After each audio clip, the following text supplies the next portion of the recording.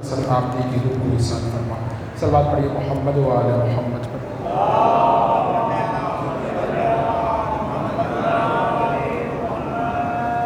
ولا حول ولا قوة الا باللہ العلی العظیم.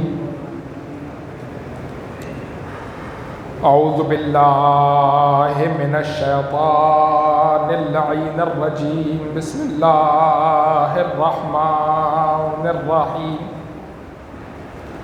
الحمد للہ رب العالمین. نحمدہ ونستعینہ ونستغفرہ ونتوکل علیہ ونصلی ونسلم علی حبیبہ ونجیبہ وخیرتہ فی خلقہ حافظ سرہ ومبلغ رسالاتہ بشیر رحمتہ ونذیر نقمتہ سیدنا ونبینا ومولانا ابی القاسم محمد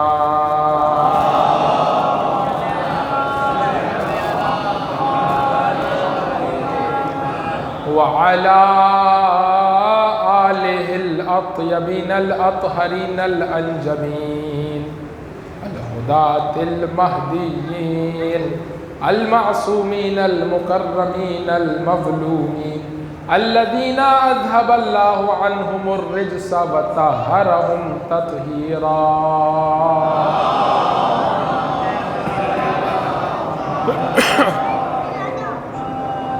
بہم نتولا ومن اعدائہم نتبرأ الی اللہ. اما بعد فقد قال اللہ تبارک وتعالی عز اسمہ. اعوذ باللہ من الشیطان الرجیم. بسم اللہ الرحمن الرحیم. کلمۃ طیبۃ کشجرۃ طیبۃ اصلھا ثابت وفرعھا فی السماء. صلوات پڑھیے محمد و آل محمد.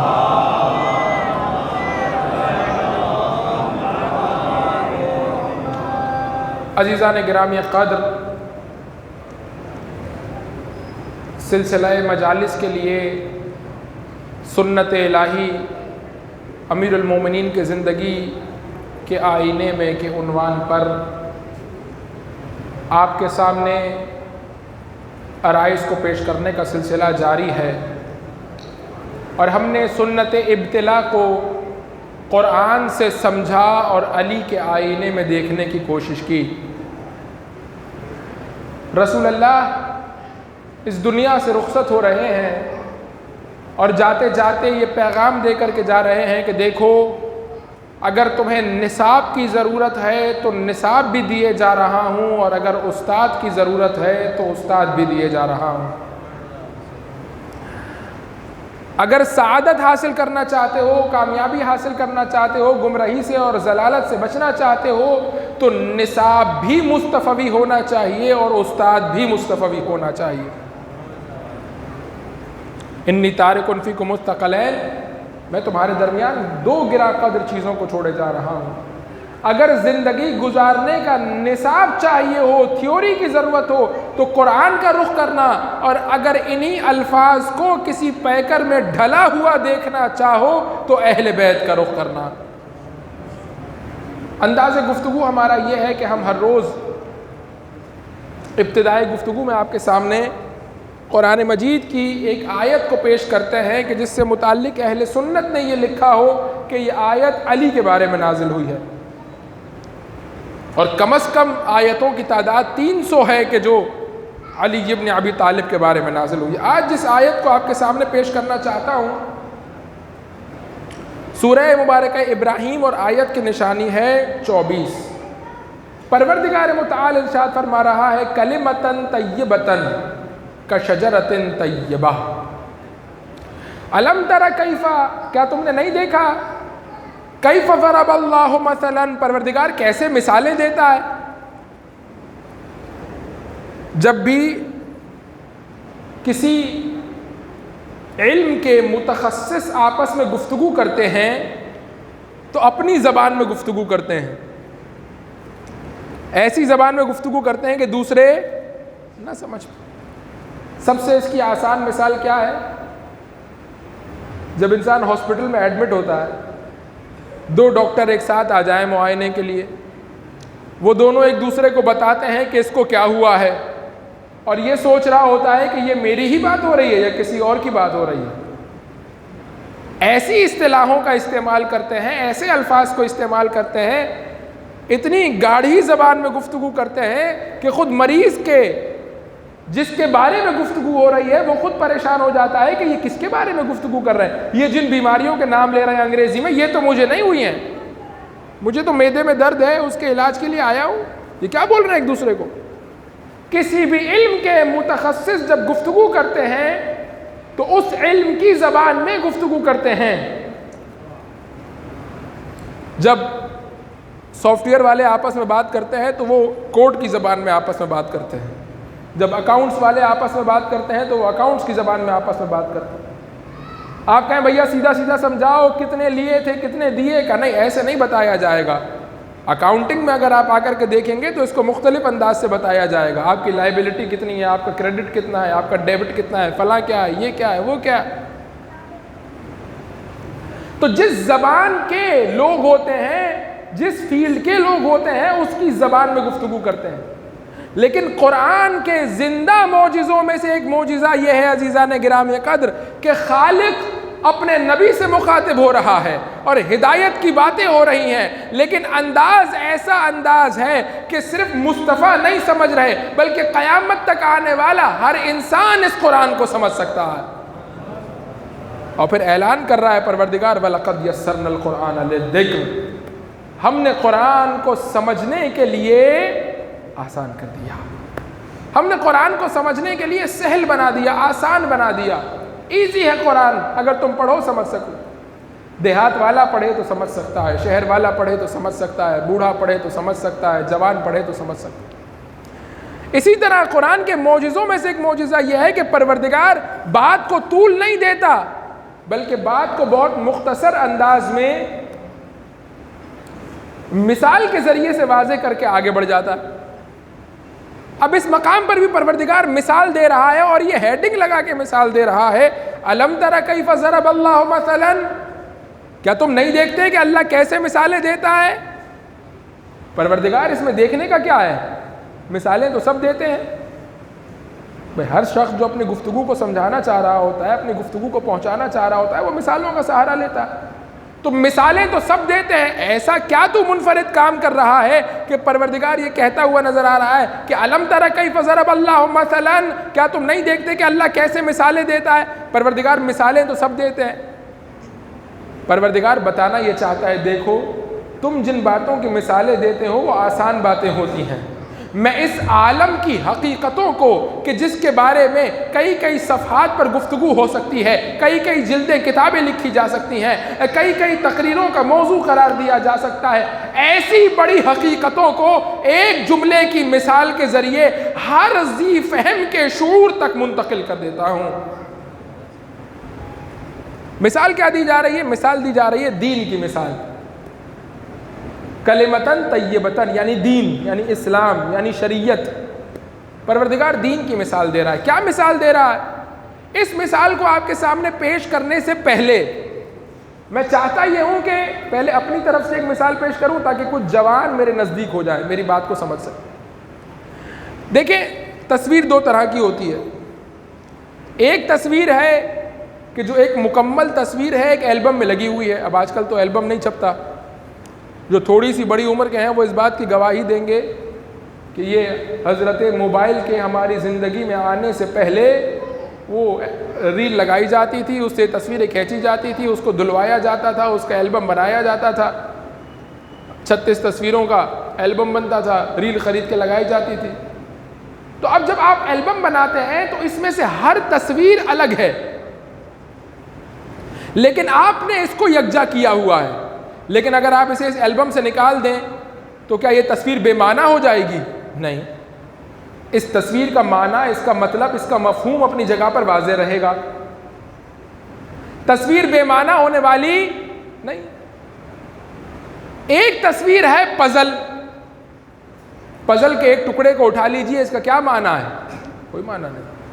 جب تک یہ سارے ٹکڑے ایک ساتھ جڑ نہیں جائیں گے، سارے ٹکڑے ایک ساتھ مل نہیں جائیں گے، اس وقت تک ایک صورت سامنے نہیں آئے گی۔ توجہ فرما رہے ہیں؟ پروردگار قرآن مجید میں ارشاد فرما رہا ہے کہ دین کی مثال تصویروں کے البم کسی نہیں ہے کہ اس میں ایک تصویر عقائد کی لگی ہوئی ہے، ایک تصویر اخلاق کی لگی ہوئی ہے، ایک تصویر فقہ کی لگی ہوئی ہے، ایک تصویر اجتماعیات کی لگی ہوئی، نہیں، بلکہ یہ پزل کی مانند ہے۔ جب ساری تصویریں جڑیں گی تو دین کی صحیح صورت سامنے آئے گی۔ اور پروردگار مثال کیا دے رہا ہے؟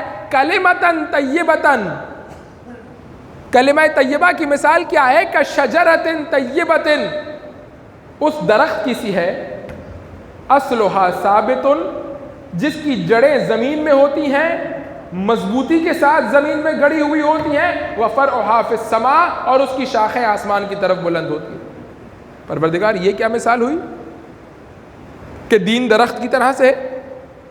سمجھانا کیا چاہتا ہے؟ پروردگار دو باتوں کے ذریعے سے اپنی بات کو واضح کر رہا ہے، اصلھا ثابت فرعھا فی السماء۔ میں بات کو بہت آسان کر کے آپ کی خدمت میں پیش کروں۔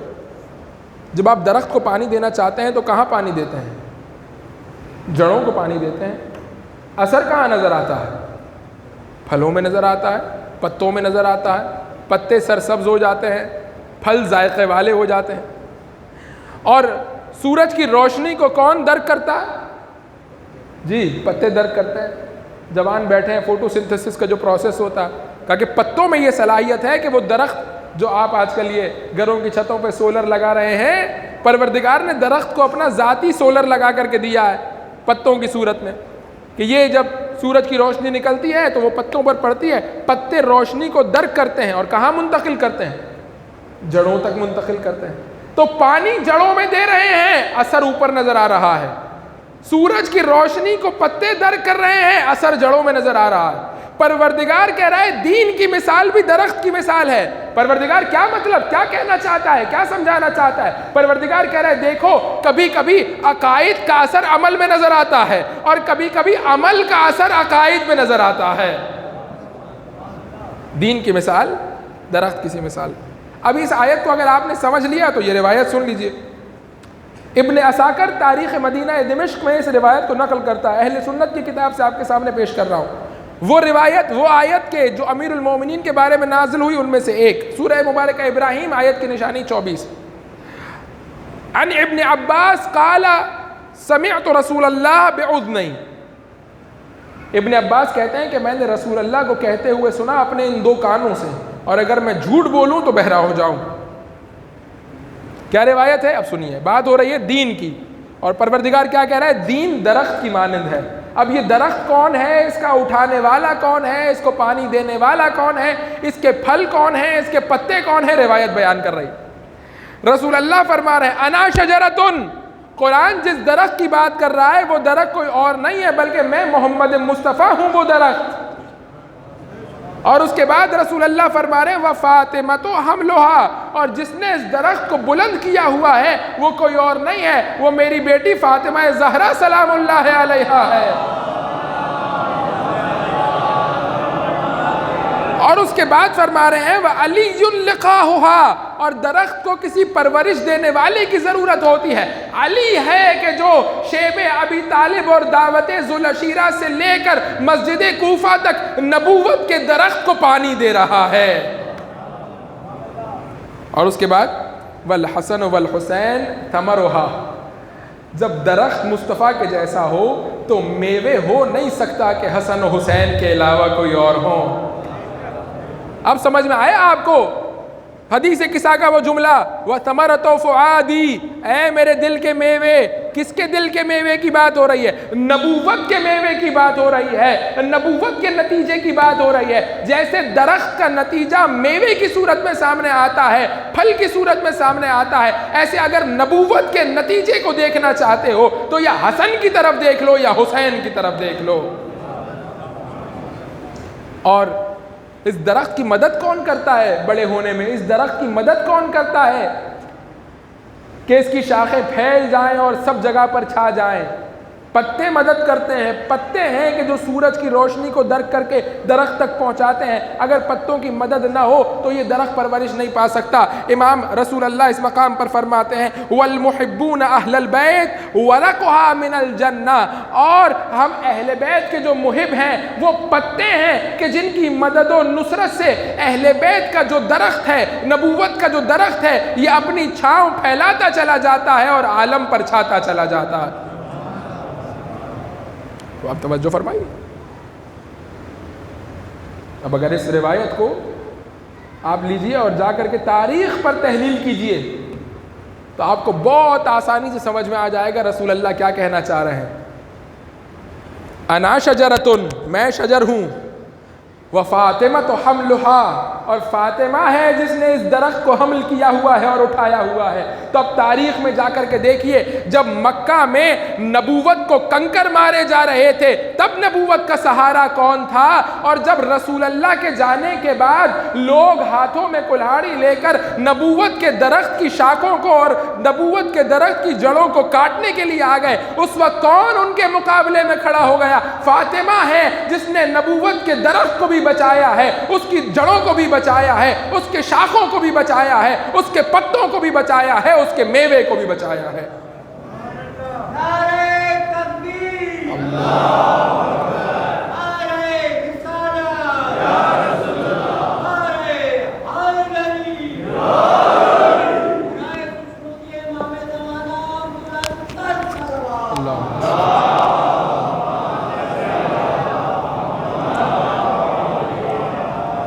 اور علی ہیں کہ جس نے اس کو پرورش دی ہے۔ آپ نے کل وہ واقعہ سنا تھا بچپنے کا واقعہ کہ بچپن سے لے کر مسجد کوفہ تک کون ہے جس نے نبوت کے درخت کو پانی پلایا ہے، بلکہ میں یوں کہوں کہ کون ہے جس نے نبوت کے درخت کو خون پلایا ہے؟ کون ہے علی اور علی کے بیٹوں کے علاوہ؟ اسی لیے تو شاعر کہتا ہے کہ سب کی مزریں ہیں، سب کی قبریں ہیں، مزاریں ہیں مدینے میں، مگر بے وطن صرف علی ہیں یا علی کے بیٹے۔ جب نبوت کے درخت کی پرورش کا مرحلہ آتا ہے تو لوگ مدینہ سے جڑ کر کے رہ جاتے ہیں۔ علی کے بیٹے ہیں جو کربلا کے میدان میں آ کر خون دے کر نبوت کے درخت کو تازگی عطا کرتے ہیں۔ اور مدد کون کرے گا ان کی؟ محبنا اہل البیت، جو ہم اہل بیت کے چاہنے والے ہوں گے وہ مدد کریں گے، وہ نصرت کریں گے۔ عزیزان گرامی قدر، آج کی گفتگو 3 حصوں پر مشتمل تھی۔ پہلا حصہ آپ کے سامنے اختتام کو پہنچ گیا، جو ہمیشہ کا ہمارا دستور تھا روزانہ کا کہ ایک آیت جو علی کی شان میں نازل ہوئی ہو آپ کے سامنے پڑھی جائے۔ 3 دنوں میں ہم نے 3 آیتیں آپ کے سامنے پیش کی۔ گفتگو کے دوسرے حصے کی طرف آگے بڑھتا ہوں اور وہ ہمارے موضوع سے متعلق۔ گفتگو کا موضوع کیا ہے؟ بہت سے چہرے مجھے نئے نظر آ رہے ہیں تو صرف 1 منٹ کا مقدمہ اور تعارف موضوع کا۔ موضوع گفتگو یہ ہے کہ قرآن سنت الہی کی تھیوری کو بیان کر رہا ہے۔ اس سنت الہی کی تھیوری کو پریکٹیکلی دیکھنا چاہتا ہوں، کہاں دیکھوں؟ علی سے زیادہ شفاف آئینہ لے آئیے تو وہاں دیکھوں۔ تو علی سے زیادہ شفاف آئینہ جب مل نہیں سکتا تو قرآن کی آیتوں کو، قرآن کی شفاف آیتوں کو کسی دھندلے آئینے میں دیکھ کر کے خراب کیوں کروں؟ جب آیتیں شفاف ہیں تو آئینہ بھی شفاف تلاش کیا جائے گا، اللہ کی آیتوں کو وجہ اللہ کے آئینے میں دیکھا جائے گا۔ تو سنتائے الہی کو علی ابن ابی طالب کے آئینے میں، علی ابن ابی طالب کی زندگی میں دیکھنے کی کوشش کی۔ پہلی سنت ہم نے کیا بیان کی؟ سنت ابتلا۔ ابتلا یعنی کیا؟ یعنی امتحان۔ آپ کے سامنے بیان کیا کہ سنت ابتلا یعنی کسی چیز کو پرانا کرنا، کسی چیز کا امتحان لینا، کوئی چیز امتحان شدہ ہو جائے۔ پروردگار کہہ رہا ہے وَلَنَبْلُوَنَّكُمْ، ہم امتحان لیں گے، ضرور بضرور امتحان لیں گے، نہیں چھوڑیں گے کسی کو بھی۔ دو راہیں پر ہم نے لا کر کے کھڑا کر دیا ہے، جہاں عروج کا راستہ فراہم ہے وہیں زوال کا راستہ فراہم ہے۔ اِنَّا هَدَيْنَاهُ السَّبِيلَ، دونوں راستے تمہارے سامنے کھول دیے، جو چاہو انجام دو، جیسا کرو گے فَمَن يَعْمَلْ مِثْقَالَ ذَرَّةٍ خَيْرًا يَرَهُ، خیر کرو گے خیر دیکھو گے، شر کرو گے شر دیکھو گے۔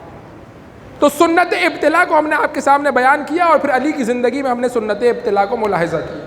میں یہ چاہتا تھا کہ 3 سنتیں 3 دنوں میں بیان کروں لیکن نہیں ہو سکتا۔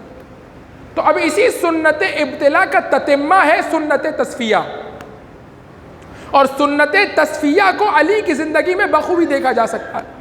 تو پہلے سمجھ لیتے ہیں کہ سنت تصفیہ ہے کیا، پھر اسے علی کے آئینے میں دیکھ لیتے ہیں، اور آج کی گفتگو ختم ہو جائے گی۔ آخری حصے میں آپ کے سامنے وصیت امیر المومنین پیش کر کے مصائب کے نزدیک ہو جاؤں گا۔ صلوات کا سہارا دیجئے محمد و آل محمد۔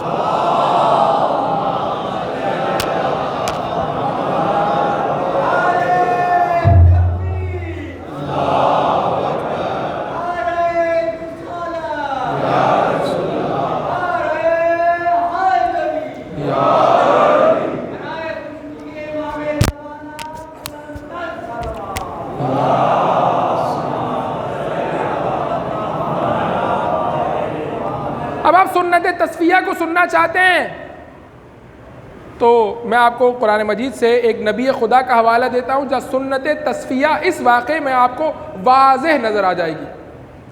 واقعہ ہے نوح کا واقعہ، سورہ مبارکہ ہود کو جا کر کے دیکھ لیجئے، اور سورہ مبارکہ نوح کو جا کر کے دیکھ لیجئے۔ اور بھی جگہوں پر ہے لیکن یہ دو جگہ کا ریفرنس میں آپ کے سامنے پیش کر رہا ہوں۔ حضرت نوح انبیاء میں سب سے زیادہ طولانی عمر پانے والے، کتنی عمر پائی؟ جی 900 سال۔ اور کتنے لوگوں کو مسلمان کیا؟ 90 لوگوں کو۔ ایک بندے کو کتنے سال میں مسلمان کیا؟ جی 10 سال۔ ایک بندہ 10 سال، 3650 دن محنت کی نبی نے، ایک بندہ مسلمان۔ 900 سال میں 90 بندے مسلمان ہوئے۔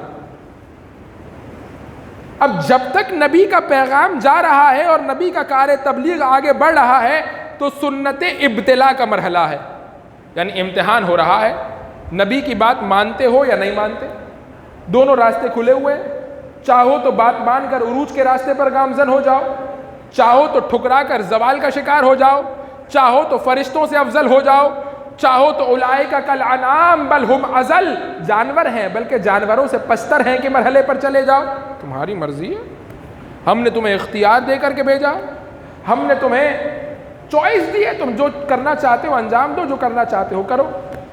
ایک وقت وہ آیا جب سورہ نوح یہ کہتی ہوئی نظر آتی ہے کہ نبی خدا سے مخاطب ہوئے اور کہا پروردگار اب میں اور کروں تو کیا کروں ان کو مسلمان کرنے کے لیے؟ لیلاً و نہاراً سراً و علانیتاً آیتیں قرآن مجید کی، میں نے روز و شب ان کو پیغام الہی پہنچایا، نہیں مان رہے، کان میں جا کر کے بولا نہیں مان رہے، علل اعلان بولا نہیں مان رہے، اب کیا کروں پروردگار؟ کہا کہ وَاصْنَعِ الْفُلْكَ، ایک کام کرو کشتی بناؤ۔ اب توجہ فرمائیے گا، پروردگار تو عذاب نازل کرنا چاہتا ہے نا، آسمان سے پتھر برسا دے، زمین کو زلزلہ آئے، زمین کھل جائے، یہ سب کے سب اندر چلے جائیں، کہ نہیں، وَاصْنَعِ الْفُلْكَ، کشتی بناؤ۔ پروردگار کشتی کیوں بنوا رہا ہے؟ ویسے ہی نبی 950 سال محنت اور زحمت کر چکا ہے، اسے اور محنت میں ڈال رہا ہے، کہ نہیں کشتی بناؤ۔ وَاصْنَعِ الْفُلْكَ بِأَعْيُنِنَا وَوَحْيِنَا، ہماری آنکھوں کے سامنے بناؤ اور ہماری وحی کے مطابق بناؤ۔ اچھا پروردگار چاہتا کیا ہے؟ اب دیکھیں سنت تصفیہ، سنت تصفیہ کیا ہے؟ بہت آسان سے مثال دوں، جب تک کمرہ امتحان ہے سنت ابتلا ہے، جیسے ہی کمرہ امتحان میں امتحان کا وقت ختم ہو گیا اور رزلٹ آمادہ ہونا شروع ہو گیا، سنت تصفیہ۔ کمرہ امتحان میں پتہ نہیں چلتا کون فرسٹ آئے گا، پتہ نہیں کون سیکنڈ آئے گا، کون پاس ہوگا کون فیل ہوگا، نہیں پتہ، سنت ابتلا ہے۔ جب حق و باطل کے لشکر ایک دوسرے کے ساتھ ملے ہوئے ہوں تو سنت ابتلا ہے، اور جب دونوں لشکر واضح طور پر ایک دوسرے سے جدا ہو جائیں تو سنت تصفیہ ہے۔ پروردگار کہہ رہا ہے اے نوح کشتی بناؤ، کس علاقے میں؟ ایسے علاقے میں کشتی بناؤ جہاں نہ بارش برستی ہے، نہ دریا ہے، نہ سمندر ہے، نہ نہر ہے، کچھ بھی نہیں ہے۔ 3 جملے بتاؤں آپ کو تاریخ سے جو حضرت نوح کو وہ تانے دیا کرتے تھے، ان کے تانوں کو تاریخ نے نقل کیا ہے۔ 3 جملے، کہا اے نوح کیا ہو گیا؟ نبوت کے کام سے تھک گئے جو نجاری اور کارپینٹنگ کا کام شروع کر دیا؟ یہ تانا دے رہا ہے نبی کو۔ کہا نو کشتی بنا رہے ہو، ایک کام کرو دریا بھی بنا لینا، کشتی چلاؤ گے کہاں پر؟ اور کسی نے تانا دیا نو کو، نو اگر کشتی بنانی ہے تو تھوڑی بڑی کشتی، تھوڑی چھوٹی کشتی بناؤ تاکہ دھکا دے کے کسی دریا تک لے جا سکو، اتنی بڑی کشتی بنا رہے ہو، اس کو کہاں لے کر کے جاؤ گے؟ پروردگار نبی ویسے ہی پریشان ہے، نبی ویسے ہی اضطراب میں ہے، 950 سال تک تبلیغ کے کام کو انجام دے چکا ہے، اور تو کہہ رہا ہے کہ نبی ان سب کے سامنے اتنی بڑی کشتی بناؤ۔ اب میں کشتی کی جو میجرمنٹس ہیں وہ بھی تاریخ میں آئی ہیں، اس کی چوڑائی کتنی تھی، اس کی لمبائی کتنی تھی، وہ ساری باتیں میں اس کی طرف نہیں جانا چاہتا کیونکہ سارا وقت پھر اس میں چلا جائے گا۔ تو نبی ویسے ہی پریشان ہے، پروردگار کیوں تو کہہ رہا ہے نبی کو کشتی بنا؟ اگر عذاب دینا چاہتا ہے آسمان سے پتھر برسا، یہ مر جائیں، بات ختم ہو، آگے بڑھ، کہ نہیں وصنع الفلک، کشتی بنا۔ کیوں؟ سنت تصفیہ۔ کیا مطلب؟ کہ ایسا کام کرو کہ تمہارے ساتھ جو وہ ہوں جن کے دل میں شک ہو وہ واپس وہاں چلے جائیں، اور جو وہاں ہیں اور یقین کی منزل پر ہیں وہ یہاں آ جائیں۔ پروردگار جب ابتلا سے تصفیے کا کام شروع کرتا ہے تو نبی سے کوئی ایسا کام کرواتا ہے کہ جس کے دل میں شک ہوتا ہے وہ نبی کو چھوڑ کر چلا جاتا ہے، اور جو جہاں بھی ہو اور یقین کی منزل پر ہو وہ نبی کے ساتھ آ جایا کرتا ہے۔ کہ کشتی بناؤ۔ اب کچھ نبی کے ساتھ بھی تھے، کچھ نوح کے ساتھ تھے، اور انہوں نے نوح سے کہا نوح کیا کر رہے ہو؟ ہم تو تمہیں عقل مند آدمی سمجھتے تھے، صحرا بیابان میں جہاں پانی کا ایک قطرہ نہیں ٹپکتا وہاں کشتی، وہ بھی اتنی بڑی، کیا کرو گے؟ ہم تو سمجھتے تھے تم کوئی عقل مند آدمی ہو، تم کوئی معقول آدمی ہو، ہم جا رہے ہیں، آج کے بعد سے ہمارا تم سے کوئی تعلق نہیں ہے، ہم تمہارے ساتھ تانے نہیں سن سکتے، خدا حافظ، التماس دعا۔ شک والوں کو خدا نے اس لشکر سے وہاں نکال کر کے بھیج دیا، اور وہاں اگر کوئی یقین والا تھا تو وہ یہ سوچ رہا تھا نبی یہ خدا کشتی بنا رہے ہیں، یقیناً کچھ ہونے والا ہے، اب وقت آن پہنچا ہے کہ باطل کے لشکر کو چھوڑ دیا جائے اور حق کے لشکر کا رخ کر لیا جائے۔ سنت تصفیہ کا مرحلہ جب آتا ہے تو پروردگار حق و باطل کی صفوں کو واضح کرنے کے لیے تھوڑی دیر کے لیے مطلع کو ایسا ابرآلود کرتا ہے کہ لوگوں کے لیے حقیقت چھپ جائے، اور اس حقیقت کے چھپ جانے کے بعد پتا چلے کس کا غیب پر ایمان ہے اور کس کا ظاہر پر ایمان ہے۔ مطلع تھوڑا سا ابرآلود ہو جاتا ہے، حقیقت آنکھوں سے اوجھل ہونا شروع ہو جاتی ہے۔ ابھی تک تو نوح کی باتیں بہت اچھی لگ رہی تھی، لیکن اب نوح کا کام سمجھ میں نہیں آ رہا، کشتی بنا رہا ہے وہ بھی صحرا بیابان میں، کیا کرے؟ شک والا ہے واپس چلا جائے گا، اور جو وہاں یقین والا ہے وہ پلٹ کر کے نوح کے طرف آ جائے گا۔ اس سنت کو جو سنت ابتلا کے اختتام پر انجام پاتی ہے کہا جاتا ہے سنت تصفیہ۔ تصفیہ یعنی کیا؟ بہت آسان سی مثال دوں آپ کو تاکہ آپ تصفیہ کو سمجھ سکیں۔ آپ سب نے گھروں میں دیکھا ہے کہ خواتین جو ہے وہ چاول صاف کرتی ہیں، تو جب تک چاول صاف ہو رہے ہیں ابتلا کا مرحلہ ہے، اور جب چاول صاف ہو گئے اور چاولوں کو الگ کر دیا گیا اور کنکروں کو الگ کر دیا گیا، یہ جو صفیں واضح ہو گئی، کھرا اور کھوٹا واضح ہو گیا، کنکر اور چاول الگ ہو گیا، یہ تصفیے کا مرحلہ ہے۔ تو اب پروردگار ابتلا کے اختتام پر تصفیہ کرتا ہے، ابتلا ہو گیا، پتا چل گیا ایکم احسن عملا، اب جدا ہوں گی صفیں، اب کوئی گرے ایریا میں نہیں رہ سکتا، یا کالا ہے یا سفید ہے، یا کھرا ہے یا کھوٹا ہے، یا حق ہے یا باطل ہے، یا نبی یا خدا کے ساتھ ہے یا نبی کا مخالف ہے۔ اب آپ کو سنت تصفیہ اگر سمجھنی ہے تو تاریخ میں اس سے زیادہ واضح مثال سنت تصفیہ کی نہیں مل سکتی کہ جو حسین ابن علی نے شب عاشور انجام دیا ہے۔ آئیے رخ کیجئے شب عاشور، حسین چراغ کو بجھا رہے ہیں، مولا کیوں بجھا رہے ہیں؟ ایسے موقع پر تو لوگ انصار جمع کرتے ہیں، آپ واپس کیوں بھیج رہے ہیں؟ کہ واپس اس لیے بھیج رہا ہوں کہیں ایسا نہ ہو کہ کوئی شک والا یہاں رہ جائے۔ آیت اللہ صفائی حائری کا ایک کتاب ہے ان کی بہت خوبصورت، جوانوں نے ان سے سوال کی ہیں، مجھے بہت پسند آتا ہے، بارہا پڑھ چکا ہوں، ہو سکتا ہے کسی نے سنا ہو۔ جوانوں نے ان سے سوال کیا، انہوں نے جواب دیے ہیں۔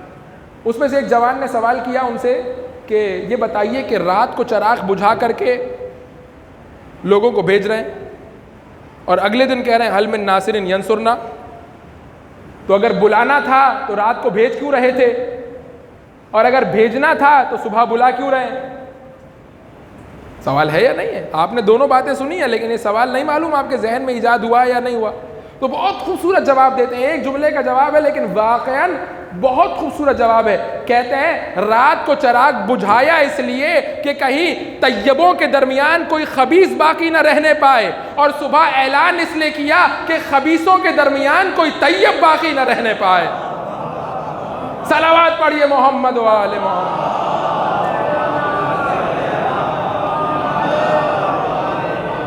قرآن مجید کہہ رہا ہے حل یستوی الخبیث والطیب. تم کیا سمجھتے ہو طیب اور خبیث مساوی اور برابر ہو سکتے ہیں؟ ہرگز نہیں. یہ صفیں جدا ہوں گی. کیسے ہوں گی؟ ولی خدا کبھی چراغ کو بجھائے گا تاکہ یہاں سے کھوٹے نکل جائیں, اور کبھی اعلان کرے گا تاکہ ہر جیسے کھرے اس لشکر سے اس لشکر میں آ جائیں. اب دو مصرے یہ بھی میرے پسندیدہ, ہو سکتا ہے یہ بھی ریپیٹڈ ہو کسی کے لیے, لیکن یہ بھی دو مصرے میرے پسندیدہ اور مجھے بہت پڑھنے کا جی چاہتا ہے. واقعاً اتنا مجھے لطف آتا ہے یہ دو مصرے پڑھتے ہوئے. شاعر مجھے نہیں معلوم کون ہے, اگر کسی کو پتا ہو تو مجھے بتائے, لیکن کیا اس نے ایک حقیقت سے پردہ اٹھایا. اس نے کہا کہ یوں روشنی ہوئی کہ دکھائی دیا خدا. توجہ فرمائیے گا, یوں روشنی ہوئی کہ دکھائی دیا خدا. جب آپ کی کوئی چیز گم ہو جاتی ہے تو کیا کرتے ہیں؟ روشنی کا انتظام ہوگا تو ڈھونڈیں گے. تو جب چھوٹی چیز کے لیے روشنی چاہیے تو جس کی کبریائی کا اعلان دن میں کئی دفعہ کرتے ہو اس کے لیے بھی روشنی چاہیے. تو ہر چیز کو ڈھونڈنے کے لیے اس کے تناسب کے اعتبار سے روشنی چاہیے. جیسی چیز ہوگی ویسی روشنی کا انتظام کیا جائے گا. کہا کہ یوں روشنی ہوئی کہ دکھائی دیا خدا. اتنی روشنی ہو گئی کہ کبریا دکھائی دینے لگ گیا. کب؟ اس رات جب چراغ بجھایا حسین نے. لوگ اللہ کو دیکھنے کے لیے روشنی کا انتظام کرتے ہیں, حسین نے چراغ کو بجھا کر کے بتایا روشنی میں خدا دکھائی نہیں دیتا, تاریکیوں میں قلب خدا کو پہچانتے ہیں. صلوات پڑھیے محمد و آل محمد.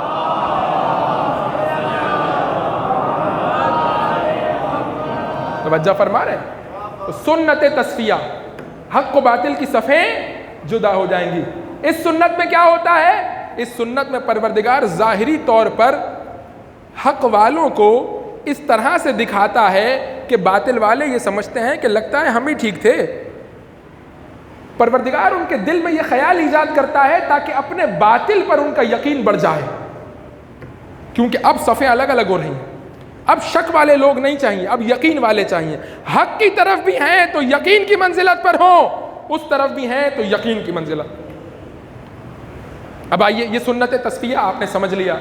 آئیے علی ابن ابی طالب کی زندگی میں دیکھتے ہیں. پروردگار یہ جو علی کا حق چھین رہے ہیں, یہ جو علی کو اس کے حق سے محروم کر رہے ہیں, کیا تو ان پر اپنا عذاب نازل نہیں کر سکتا؟ جواب پروردگار ہوگا ہماری قدرت میں سب کچھ ہے, جب چاہیں جس پر چاہیں عذاب نازل کر سکتے ہیں. پروردگار پھر کیوں نہیں کر رہا؟ کہ اس لیے نہیں کر رہا کیونکہ ہماری سنتوں میں سے ایک سنت ہے سنت تصفیہ. کیا مطلب پروردگار سنت تصفیہ؟ کہ اگر علی حکومت پر آ جائے تو میسم جیسے پہچانے کیسے جائیں گے؟ زر والے اور ابو ذر کی شناخت کیسے ہوگی؟ علی حکومت پر نہیں آئیں گے تو پتا چلے گا کون ابو ذر کی طرح علی والا ہے اور کون زر کی لالچ میں حکومت کے پیچھے آیا ہے. سنت تصفیہ. سنت تصفیہ یعنی کیا؟ یعنی حق و باطل کی صفوں کو جدا کیا جائے گا, اور اس جدائی کے لیے کچھ دیر کے لیے لوگ سمجھیں گے کہ حق کمزور پڑ رہا ہے, لیکن حق کمزور نہیں پڑ رہا, بلکہ پروردگار انتظام ایسا کر رہا ہے کہ تمہیں اپنے باطل پر یقین ہو جائے اور تمہاری صفیں حق کی صفوں سے جدا ہو جائیں. گفتگو آخری مرحلے کی طرف آگے بڑھیں. اگر علی حکومت پر آ جائیں تو کیسے پتا چلے کہ حکومت کی وجہ سے کون آیا ہے اور علی کی وجہ سے کون آیا ہے؟ پتا کیسے چلے کہ محبت علی میں کون آیا ہے اور محبت زر میں کون آیا ہے؟ جب علی حکومت پر نہیں ہے تبھی تو میسم جیسے جواہر کی پہچان ممکن ہوگی. جب علی حکومت پر نہیں ہے تبھی تو ابو ذر جیسے گوہر پہچانے جائیں گے. حاکم کا نمائندہ آیا ابو ذر کے دروازے پر, دق الباب کیا. ابو ذر نے دروازہ کھولا. کون؟ کہا حاکم کا نمائندہ ہوں. کیا کام ہے؟ کہا حاکم نے کہا ہے کہ کہ بہت ہمارے خلاف بولتے ہو، علی کے حق میں بولتے ہو، یہ اشرفیوں کی تھیلی رکھ لو، اس جیسی اور بھی بھجوائیں گے، آج کے بعد علی کے حق میں نہ بولنا، ہماری مخالفت میں نہ بولنا۔ توجہ فرمائیے گا۔ ابو ذر مسکرائے اور مسکرا کر کہا تم نے ابو ذر کے ساتھ 2 ظلم کیے ہیں۔ پہلا ظلم تم نے ابو ذر کے ساتھ یہ کیا ہے کہ تم نے یہ سمجھا ہے کہ ابو ذر علی فروش ہے، اور دوسرا ظلم تم نے یہ کیا ہے کہ تم یہ سمجھ رہے ہو کہ دنیا کے ان معمولی سکوں کے عوض علی کو بیچ دے گا۔ جاؤ واپس چلے جاؤ۔ کوئی شخص یہ واقعہ دیکھ رہا تھا، مولا کے پاس پہنچا، مولا کو سارا واقعہ بتایا۔ عزیزوں، شیعہ وہ ہے جس کا جو عمل ہے، جس کے قلب کی جو کیفیت ہے، وہ آقا کی آنکھوں میں آنسو لانے کا باعث بن جائے۔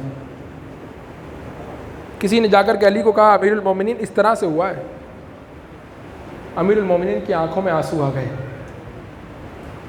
اس نے پوچھا مولا کیوں گریہ فرما رہے ہیں؟ کہ جب وہ اشرفیوں کی تھیلی لے کر کے ابو ذر کے دروازے پر آیا تھا، 3 دن ہو گئے تھے، نہ ابو ذر نے کچھ کھایا تھا، نہ ابو ذر کے بچوں نے کچھ کھایا تھا۔ کیسے پتا چلے کہ ابو ذر جیسے کون ہیں جن کی دل میں علی کی محبت ایسے رسوخ کر چکی ہے کہ 3 دن کے فاقے کے باوجود بھی اشرفیوں کی تھیلیوں کو ٹھکرا سکتے ہیں؟ ایسوں کی پہچان ہوگی کب؟ جب سنت تصفیہ ہوگی، جب حق و باطل کی صفیں جدا ہوں گی، جب اشرفیوں والے ایک طرف ہو جائیں گے، علی والے ایک طرف ہو جائیں گے، تبھی تو پتہ چلے گا۔ اسی لیے کہا گیا ادبوا اولادکم علی حب علی ابن ابی طالب۔ روایت میں رسول اللہ نے فرمایا اپنے اولاد کی تربیت کرنا چاہتے ہو، علی کی محبت پر اپنے اولاد کی تربیت کرو۔ عزیزوں، یہ کوئی رسم نہیں ہے، یہ کوئی رواج نہیں ہے کہ بچوں کو نعرہ حیدری سکھاؤ، بچوں کو ناد علی سکھاؤ، بچوں کو علی علی کرنا سکھاؤ، گر جائے تو اس کو کہو بیٹا یا علی کہو۔ یہ کوئی رسم نہیں ہے، یہ عمل ہے رسول اللہ کی حدیث پر۔ کیوں؟ اس لیے کیونکہ جس کے دل میں بچپن سے علی کی محبت رسوخ کر جائے گی، بڑا ہو کر کے یہ علی فروش نہیں بنے گا، اس کی طینت کا حصہ بن جائے گا، اس کی عادت کا حصہ بن جائے گا، اس کے وجود اور اس کے نفس و جان کا حصہ بن جائے گا علی علی کرنا۔ اسی لیے کہ ادبوا اولادکم علی حب علی ابن ابی طالب۔ بچپن سے اس کام کو شروع کرو، بچپن سے علی کی محبت کو اس کے دل میں منتقل کرو۔ کیوں؟ اس لیے کہ ایسا نہ ہو کہ بڑا ہو کر یہ کبھی کسی اور وجہ سے علی کو کمپرومائز کرے، کبھی کسی اور چیز کو علی پر ترجیح دے۔ نہیں، ایسا نہیں ہونا چاہیے۔ ہمارے یہاں پر پہلے اچھی ایک روایت تھی، رسم تھی، آہستہ آہستہ بہت سی اچھے رسم و رواج ناپید ہوتے چلے جا رہے ہیں۔ ہمارے معاشرے کی مصیبت یہ ہے کہ برے رواج اپنی جگہ پر قائم رہتے ہیں، اچھے رواج ناپید ہو جاتے ہیں۔ ان رواج میں سے ایک رواج کیا تھا کہ بچوں سے مجلس سے پہلے رباعی پڑھوائی جائے۔ کوئی پروگرام ہو، کوئی جشن ہو، کوئی مجلس ہو، بچوں سے کہا جائے آؤ مدحت علی ابن ابی طالب میں رباعی پڑھو۔ ٹوٹی پھوٹی پڑھے گا، اس کا سر اچھا نہیں ہوگا، اس کا ترنم اچھا نہیں ہوگا، اس کی آواز اچھی نہیں ہوگی، اور ضروری بھی نہیں ہے کہ سارے مائک جلائے جائیں اور پورے محلے کو سنایا جائے، لیکن کم از کم جو 8-10 لوگ بیٹھے ہیں فرش عزا پر، ان کے سامنے مجلس کو باقاعدہ شروع کرنے سے پہلے پڑھوائی جائیں علی کی منقبت۔ کیوں؟ کیونکہ یہ منقبت پڑھنا اس کے دل میں ایسے گھر کر لے گا کہ بڑا ہو کر جب اس کے سامنے 2 آپشنز آئیں گے، علی یا یہ، تو ہمیشہ علی والے آپشن کا انتخاب کرے گا، کبھی بھی دو راہے پر علی کے مقابلے پر کسی اور راستے کو ترجیح نہیں دے گا۔ بس عزیزان گرامی قدر، تو 2 سنتیں ان 3 روزہ مجالس میں، ایک سنت ابتلاء، ایک سنت تصفیہ، ہم نے علی کی زندگی میں دیکھنے کی کوشش کی اور علی کے آئینے میں قرآن کی آیتوں کو سمجھنے کی کوشش کی۔ آخری مجلس ہے اور میرا طریقہ کار یہ ہے، ایک دفعہ صلوات پڑھیے محمد و آل محمد۔